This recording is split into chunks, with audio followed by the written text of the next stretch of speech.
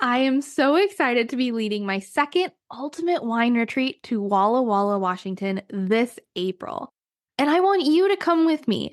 It's 3.5 days, over 8 unique wine tasting experiences, 2 extravagant, luxurious dinners, a special welcome bag full of goodies, new friendships, and a whole lot of laughter and fun awaits you on this can't miss retreat. But don't just take it from me. Here's what past guests on this retreat have to say. Take the opportunity. It is spending, but worth it. It would be extremely difficult to arrange this kind of immersive experience on your own. Another said, I was surprised by the beauty and quality of everything we did. I didn't know much about Walla Walla and had no idea how stunning the tasting rooms were. And finally, one said it was so relaxing to just have an expert plan and curate the entire trip. I felt like I was a kid on a trip that my parents planned in the best way possible.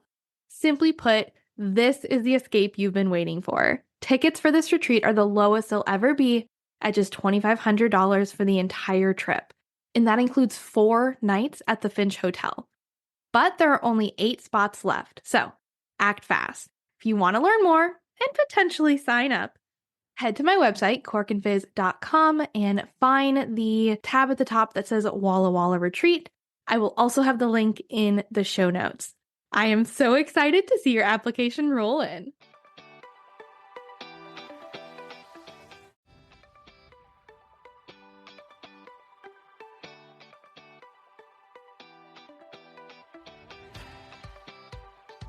Interested in learning about wine, but not sure where to start? You're in the right place. Welcome to the Cork and Fizz Guide to Wine podcast. I'm your host, Haley Bowman, and I'm so glad you're here. I'm a wine enthusiast turned wine educator and founder of the Seattle-based wine tasting business, Cork and Fizz. It is my goal to build your confidence in wine by making it approachable and lots of fun. You can expect to learn everything from how to describe your favorite wine to what to pair with dinner tonight, and so much more. Whether you're a casual wine sipper or a total cork dork like myself, this podcast is for you. So grab yourself a glass and let's dive in.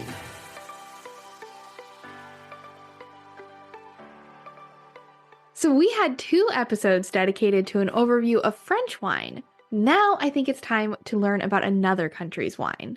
Why not Spain?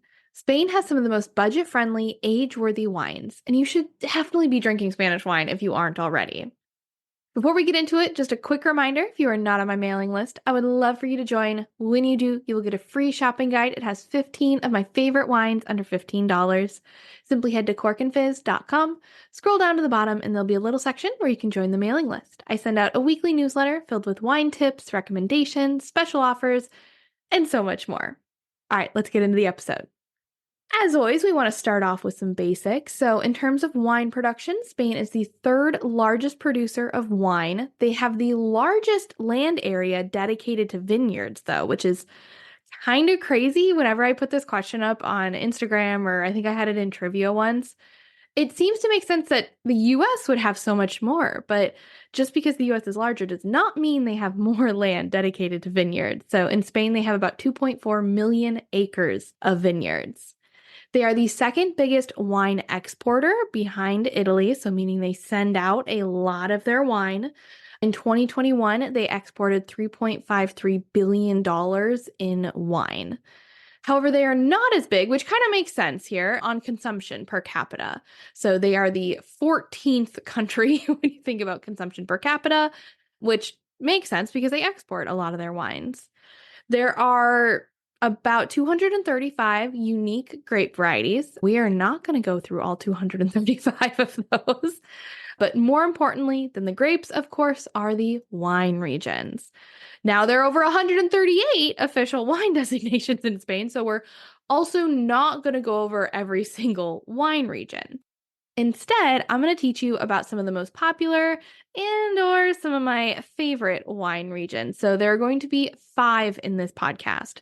We are going to learn about Rias Baixas, Bierzo, Rioja, Ribera del Duero, and Priorat. And again, I'm happy to do a part 2 if you want to learn about more Spanish wine regions or do a deep dive into any of these regions as a podcast on their own. Just send me an email, haley@corkandfizz.com, or find me on Instagram @corkandfizz, and let me know what country or regions you want to learn about. Now, before we dive into the regions, super quick, I want to go over reading labels. So again, just like French wine, some Spanish wines are labeled by region, and this region tells you what to expect in the wine. So remember, unlike in the US where you can grow anything, anywhere, you could grow, in Napa Valley, you can grow Chenin Blanc, Chardonnay, Cabernet Sauvignon, Merlot, anything you want. You could grow some weird grape out of Italy that no one's ever heard of. And you could still put Napa Valley on the label as long as the grapevines were from Napa Valley. In Spain, just like in France, you can't do that. Each region has a set of rules that dictate what grapes are inside that bottle. So even if you grew the grapes in the region, that is not enough to be able to put the region on the label. So when you look at a label, one of the first things you should pay attention to is the name of the region where the wine is from, because those rules might be strict, but they also help you know what's in the bottle. So I'll be spending a lot of time in today's podcast going over the major wine grapes that are in each of these wine regions that we talk about. One thing I will say, in Spain, there are more wines labeled by grape than in France. And some are actually labeled using both the region and the grape, which in my opinion, I think is the most helpful, and all places should start doing that. But yeah, so keep an eye out for that. Like I said, there will be some labeled by region, but you might find more labeled by grape variety. And finally, let's go over the Spanish wine classification system. This might sound a little boring and like, oh, classification system, Haley, skip to the next part. I don't mind if you do, but I also think this is kind of helpful for helping you learn what types of wine that you want to buy, and you'll start to recognize these things on the label. That's why I share it. So the Spanish wine classification system has 3 tiers. So you have at the very top is DOP. This is Denominación de Origen Protegida. This is the highest quality tier of Spanish wine, and it is further divided into 3 subclassifications. So you have the Vino de Pajo. This is VP. These are single vineyard wines. There are only 15 VPs in all of Spain. So next up is DOCA or DOQ. This is Denominación de Origen Calificado. This is a more rigorous quality standard that require wineries, not just vineyards, to be located within the region. So you can't just get grapes from one place and then make them somewhere else and put the name of this DOCA on the bottle. You have to get the grapes from that region and have your winery in that region. The only 2 that exist for DOCA or DOQ are Rioja and Priorat.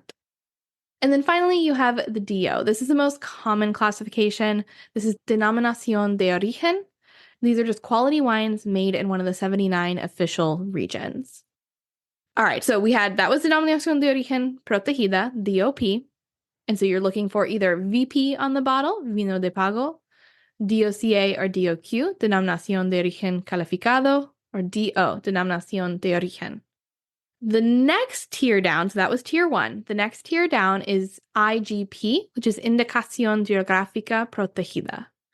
These are wines from larger regional zones with slightly lower requirements than a DOP. There are about 46 of these. And then finally, at the very bottom, there's Vino. This is just table wine. Many of these are labeled tinto, like vino tinto or vino blanco. I ordered a lot of these when I was studying abroad in Spain during my junior year of college. These are going to be your super affordable, oftentimes blends, or just a good table wine that they serve at the restaurant, or you can have a table wine at home as well. All right, let's dive into each of those 5 regions. We're going to start with Rias Baixas. The first 2 regions that I go over, so Rias Baixas and Bierzo, are located in northwest Spain, which is a region that is a whole lot cooler and a whole lot greener than the rest of Spain. And by green, I mean like literally when you look out the window when you're driving, you will see way more green in this region. So specifically, the Rias Baixas is located just north of Portugal in a region known as Galicia. Rias Baixas is Galician for lower rivers, and there are 4 main rivers, Muros y Noia. That's just one. I know it sounds like I said 2. Muros y Noia, Arauso, Pontevedra, and Vigo. The most popular wine made in Rias Baixas is Albarino. You can also find two other less common white grapes called Loreria and Texadura. As you can tell, those are a little harder to pronounce because I have not seen those as often. But both of those are minor grapes that are sometimes blended with Albarino. I think you'd have a hard time finding those like 100% single varietals on your own. So typically think Rias Baixas, Albarino. Albarino is a refreshing, crisp wine that pairs well with seafood. And seafood is one of the main food groups in Galicia. It's like a Sauvignon Blanc, but less herbaceous and more salty. Like I always say, it smells like the ocean and it grows right by the ocean. Historically, wines made from Albarino were never really more than humble quaffs. So think like porch pounders that we would call them today. The people of Galicia who are making these Albariños, they were known as Gallegos, and they were and they still are primarily provincial poor fishermen. They didn't have a lot of money to spend on their winemaking, and they typically drank all the wine that they made. So there was no commercial need to improve it.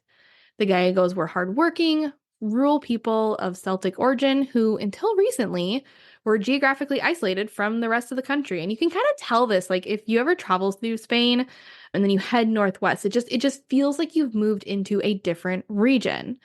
So, like the Basques and the Catalans of Spain, the people in Galicia, the Gallegos, have their own language. It's a Celtic sounding quasi marriage of Spanish and Portuguese. And as someone who used to understand Spanish pretty well, I had a very hard time understanding Galician when I visited there. It just sounds very different. It is their own unique language. So again, they were using tools over a century old, even as late as the 1980s. But those albariños started to come to prominence in the 1990s. This was driven by an emerging class of wealthy, well-educated Gallegos who purchased wineries, added modern technology like temperature-controlled stainless steel tanks, and they hired young, well-trained enologists. They went from 5 commercial wineries in 1986, so I don't think it was that long ago. God, I guess it was close to 40 years ago, but still, that's not that long ago. They went from 5 commercial wineries to just over 180 bodegas in 2011. And I couldn't find a more updated stat, but I bet you it is even higher than that now. The region of Rias Baixas is about 9,000 acres large and can be broken down even further into 5 non-continuous subregions. So I'm just going to share these because I think it's kind of fun. I think you will typically only see Rias Baixas on the label. And then again, if it's a white wine, and I think it's only ever a white wine from Rias Baixas, but please correct me if I'm wrong. I looked it up and looked like that was it. If it's Rias Baixas labeled, it is most definitely an Albarino, and it will likely also say Albarino on it. But just in case you're curious to dive a little deeper, and maybe you can ask your local wine shop if they know any more information about any of the Albarinos that they have. So here are the 5 subregions within Rias Baixas. You have Ribeira da Ula. This is the newest and most northerly subregion. It's an inland area with fruitier wines because they have a more moderated weather. They're not right on the coast next to the ocean. Then you have Val dos Salnés.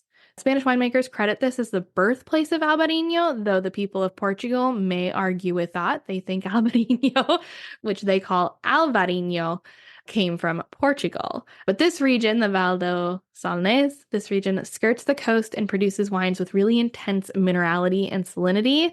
This is definitely where I love my wines from. Next up, you have Sotomayor. This is the smallest of the 5 growing areas on a river estuary. And again, it's on the water. You're going to have more salinity. You're going to have mineral-driven wines. Then you have Condado do Tea. This is named after the river Tea. This region is the furthest inland. So similar to that first one we talked about with the most clay content. So again, further inland means bolder and fruitier versus on the coast, you're going to get more salinity and minerality. And then finally, O Rosal, this region forms the border with Portugal as it opens to the sea. So again, closer to the water, you're going to have more of that minerality and salinity. All right, that's our first region. That is Rias Baixas. Now, still in northwest Spain, but we're going to head to Bierzo.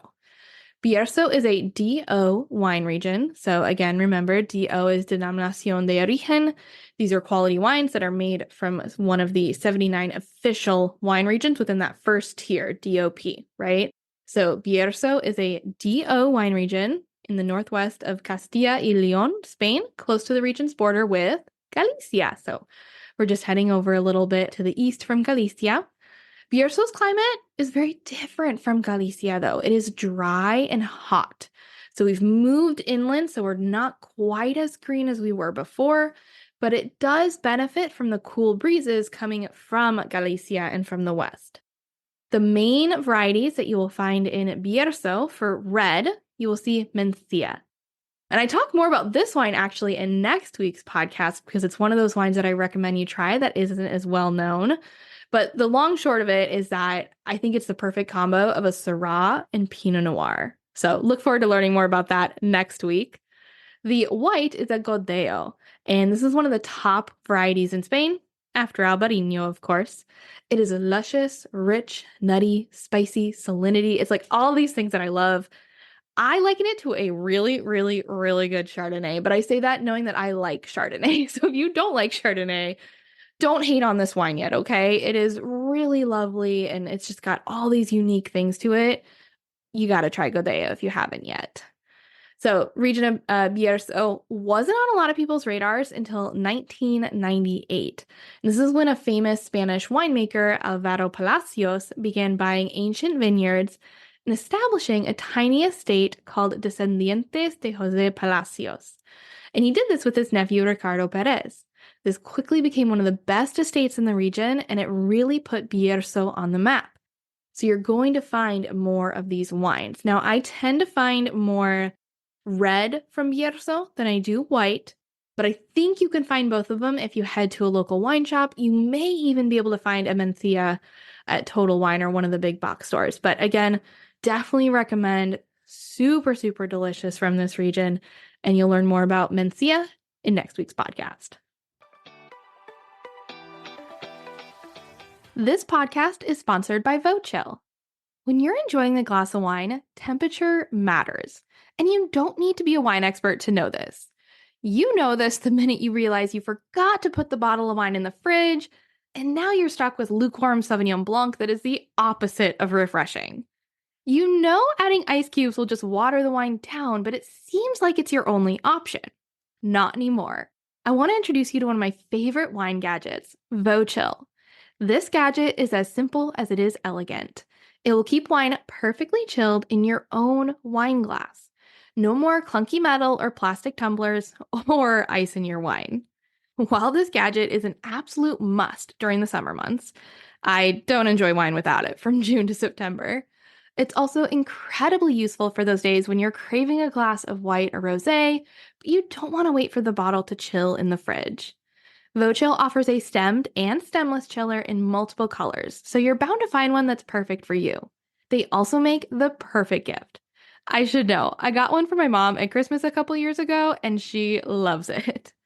Head to vochill.com, that's VOCHILL.com, to get your perfect wine chiller, and don't forget to use code CORKANDFIZZ for 15% off your order.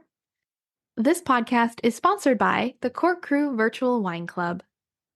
Interested in trying new wines, but not sure where to start? Or maybe you've been listening to this podcast for a while and you love the idea of tasting wine live with me. If that's you, come join my Cork Crew Virtual Wine Club, and you'll get to sip wine with me twice a month while I help you find new favorite wines. The Cork Crew is not your ordinary wine club. This is a community of people who are passionate about exploring new flavors, learning about different wine styles, and having fun along the way. And the best part about this club, purchasing the wine is completely optional. Plus, all events are recorded, and you have access to the full library of recordings as a Cork Crew member, so you can always catch up if you can't make it live. Oh, and did I mention it's virtual, which means you get to do all of this from the comfort of your sofa in your PJs. No need to worry about driving in crappy traffic, finding a designated driver, or spending an arm and a leg on a taxi. Want to give it a try without the commitment? You're in luck. Right now, I'm offering a free class pass to anybody who wants to try out the Cork Crew Virtual Wine Tasting Club. With this pass, you'll be able to join a Cork Crew event of your choosing. No strings attached. I don't need your credit card. I don't need you to sign up for anything. You'll be my guest.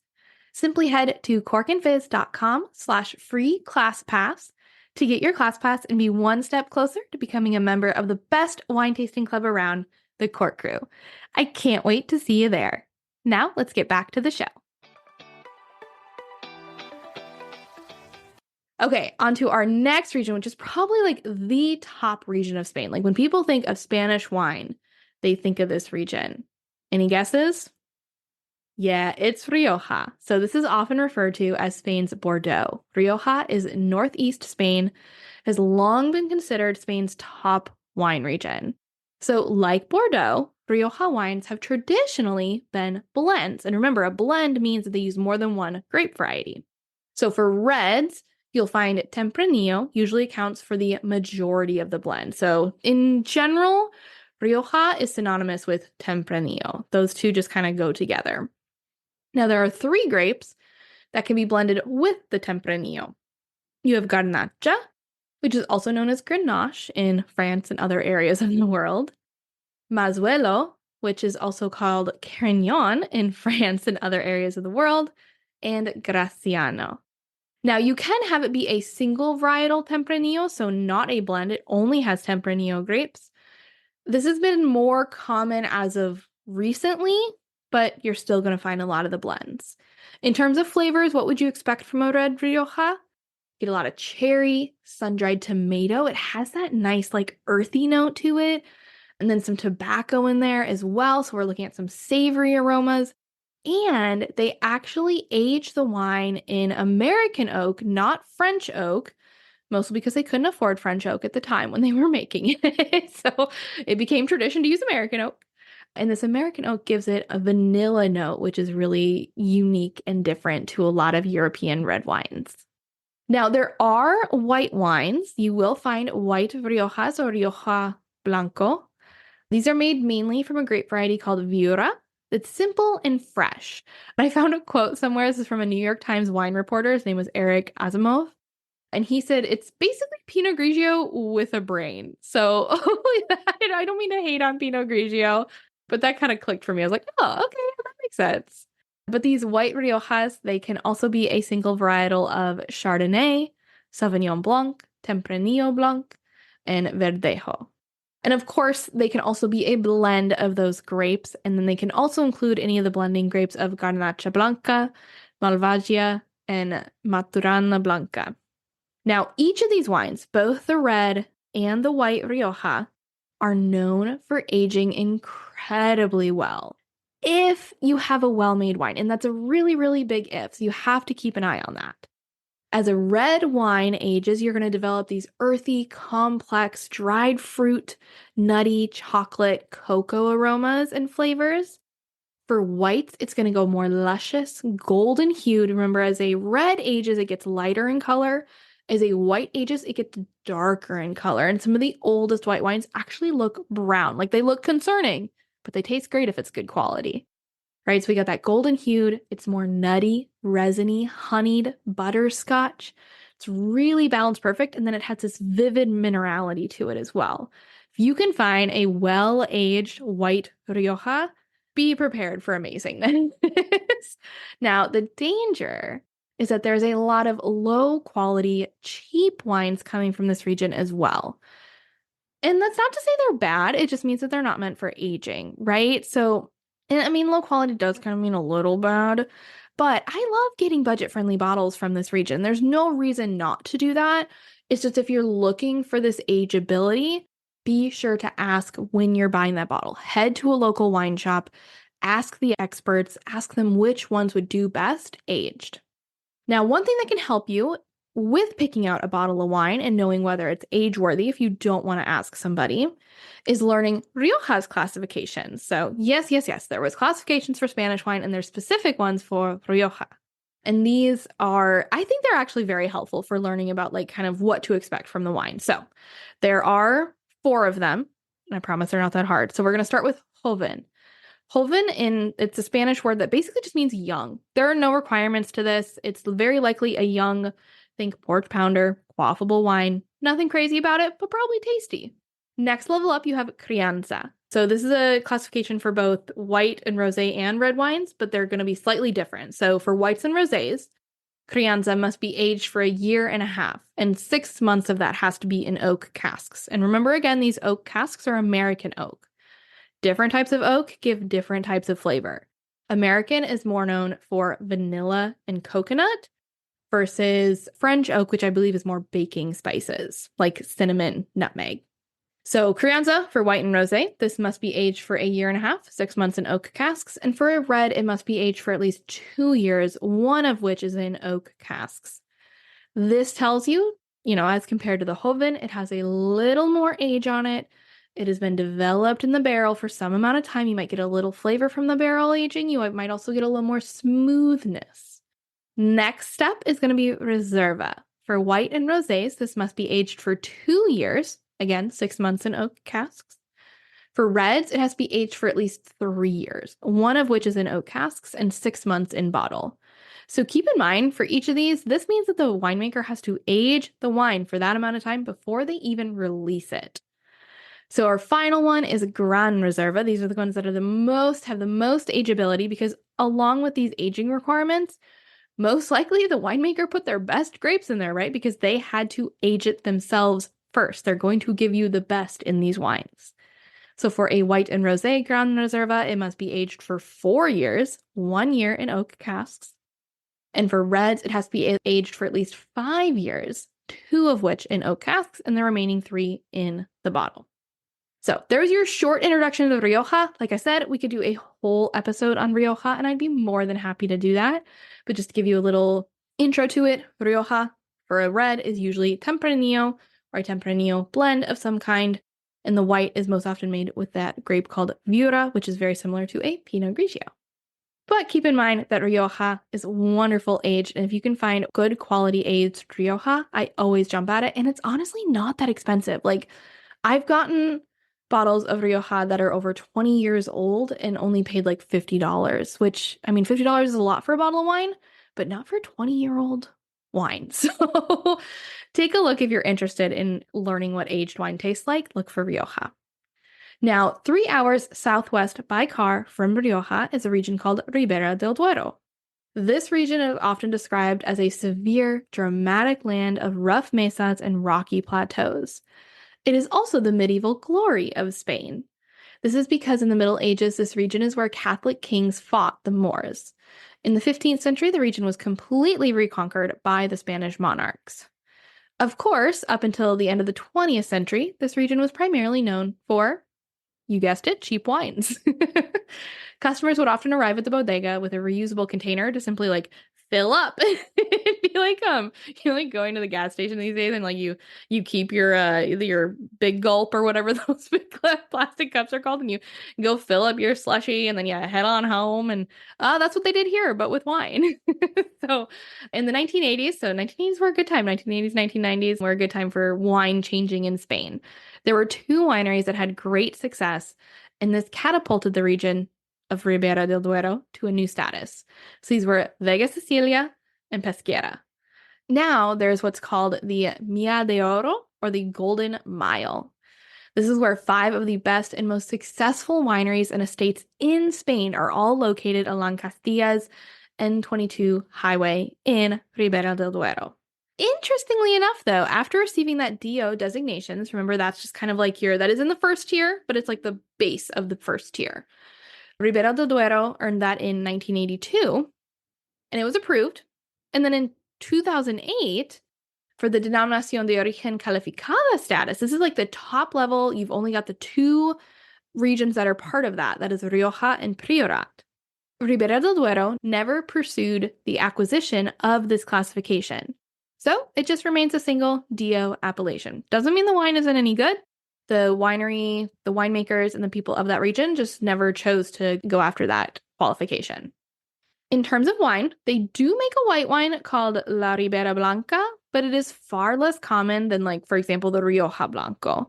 It's made from a grape called Albio Mayor, but again, you're not going to see it a whole lot. Primarily from Ribera del Duero, you're going to find red wines. And these are also Tempranillo, but they're from a specific clone called Tinto Fino. So they say it's actually a different type of Tempranillo than the one that is grown in Rioja. And if you're saying like clone, what the heck do you mean by clone, Haley? So remember, a clone is where differentiations exist along the same grape variety. They have the same genetic makeup, but they are usually vines that are grafted onto different rootstocks. So it's slightly different, but not different enough to be a different grape variety. So these are both Tempranillo, but you are going to see some differences in these vines, even though they're both Tempranillo.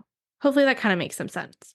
The vines in Ribera del Duero, so the things that make them unique, one, they protrude no more than a foot or two out of the earth. Traditionally, they plant without wire, trellis, or posts. Many of these vines are 30 to 50 years old or older, and these are also considered to have that clonal difference from vines in Rioja again. So a lot of people believe that they've adapted after centuries. So they have smaller berries and tougher skin, and that's likely because it's a warmer, hotter region in Ribera del Duero. This leads to a more powerful wine. Now, they also have aging classifications here, but they are just for the red wines. So remember, in Rioja, that was both for the white, rosé, and red.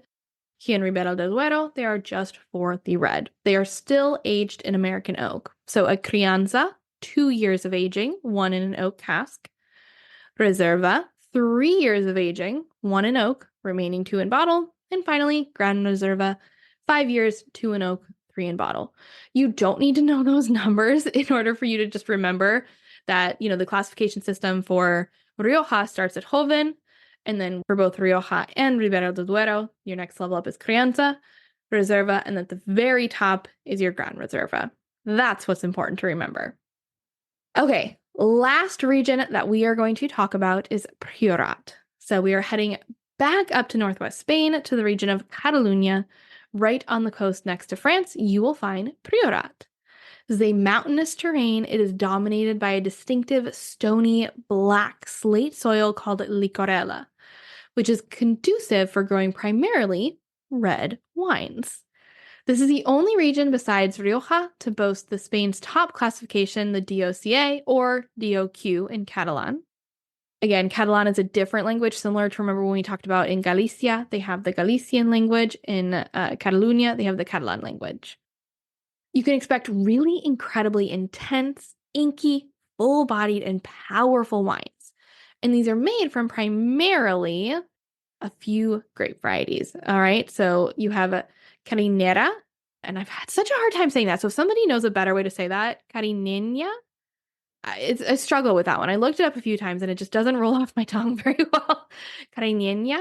This is a native Spanish grape. It is known as Mazuelo in Rioja. And remember again that Mazuelo is Carignan in France. So maybe I just never call it by the Catalan or the Priorat version, and we'll just call it Mazuelo or Carignan.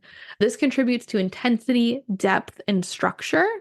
And then you have the second grape that is made out of is Garnacha, right? And we're very familiar with that grape. That is Grenache in France. It is a renowned red grape of Priorat. It contributes to richness, juiciness, body, and density, which is so interesting saying that because Garnacha, which is also known as Grenache can also be considered like a Pinot Noir similar grape variety. But it totally depends on where it's grown. So here in Priorat, it's rich, juicy, intense, whereas in some places of Australia, it's kind of considered like the Pinot Noir of Australia, where it's lighter bodied, not as intense. So totally depends on how you're making that wine. All right. Sorry, I got off on a tangent there, but I just think it's so cool. So again, your Priorat reds, they are going to be 60 to 90% of those two varietals. So the Cariñena, that Haley cannot say, which is also called Mazuelo or Carignan. And then the second one is Garnacha, also called Grenache. Then they have some blending grapes. You have Cabernet Sauvignon, Merlot, Syrah, and Tempranillo. And this wine, again, it's super thick, almost like a port-like texture. Like it's really like not quite syrupy, but it is full-bodied. It is loaded with super ripe blackberry fruit, chocolate, licorice flavors. And site and vintage are incredibly important here. So where the grapes are grown and what the year was like in terms of weather. So a poor site in a hot year can produce really aggressive, unbroachable wines, I feel like is like the best way to say it, versus like a good site. Now, a good site in a hot year also going to be really intense, but it's going to be a good site, right? So they're going to know what to do with it and they're going to grow well. But a good site in a good year where it's not too hot, that is what you're going to want to reach for. Now, again, they do have a classification system here. What I think is really cool about this classification system is that it's unique in that it incorporates the age of the vineyards. So remember when we were talking about Rioja and Ribera del Duero, those were primarily based off how long you aged the wine. Here in Priorat, they care about, yes, how long you age the wine, but also how old are the vineyards. So that's what I wrote down here to share with you because I just thought it was super cool. So there are, 5 classification systems in different levels in the Priorat classification system. So you have just the basic DOQ Priorat. So if your bottle is just labeled Priorat, which is Priorat, this is the basic regional wine produced from grapes anywhere within Priorat. Then you have V de Villa. This is equivalent to Burgundy village wines. So these are like selected areas. And if yours is V de Villa, it'll likely say the name of the village or the area as well. But you'll know that all the grapes came from that area. Next, we have V de Partage. The wines are from well-known places or areas historically respected. There are about 450 of these, and 90% of the vineyards are over 15 years old. Then you have Viña Clasificada. These are single vineyard wines, so the grapes have to come from just this one vineyard, and 80% of the vineyards must be 20 plus years old. So you can use new vineyards in there, but only for 20% of the grapes. And finally, Gran Viña Clasificada. This is your very top. It's a single vineyard Grand Cruz. These are 90% Grenache and or Cariñena, and 80% of the vineyard must be 35 plus years old. Plus, the remaining 20% has to be at least 10 years old, or the vineyard has to be at least 10 years old. So there's a lot of, requirements here on this one, and you're guaranteed some really good quality grapes, which are going to turn into a really great quality wine. And note one difference here from Rioja and Ribera del Duero, along with obviously the grape varieties. Everything is aged in French oak rather than American oak. All right, there you go. That is your just basic intro to 5 popular regions within Spain. So as a quick reminder, we went through Rias Baixas. This is a region that is primarily making Albarino, which is similar to Sauvignon Blanc, but a little more salty and ocean-like rather than herbaceous. Then you have Bierzo. Bierzo makes red and white wines. The red is going to be Mencia, a perfect combo of Syrah and Pinot Noir. And a white is going to be a Godello, the best Chardonnay you've ever had. Even if you don't like Chardonnay, it is the best Chardonnay you've ever had. Then you have Rioja and Ribera del Duero. Both these make Tempranillo-based wines.